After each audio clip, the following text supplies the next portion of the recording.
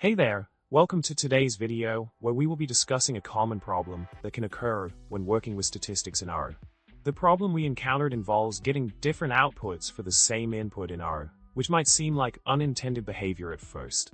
Let's dive into the details and see what's going on. In the solution to this problem, we identified that the issue lies with the use of the codecbindcode function. This function creates a matrix, which can only hold one data type and cannot accommodate S3 objects like a factor variable. This results in the second set of coefficients being different from the first set, as the factor variable is being recoded from 0, 1 to 12. Understanding this distinction is crucial in ensuring consistent and accurate results in our statistical analyses. Continuing from our previous point, we explored how using CodeDF.numeric on the factor of a variable CodeDF $xcode revealed its internal integers, essentially recoding it from 0, 1 to 12.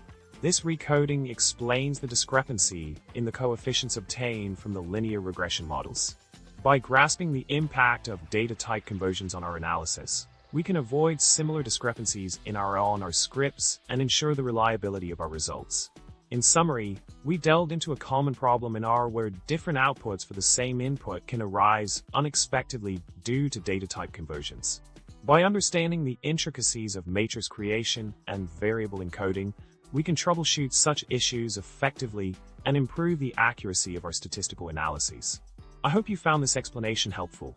Don't forget to like, subscribe, and leave a comment below with your thoughts or any topics you'd like us to cover in future videos. Until next time, happy coding!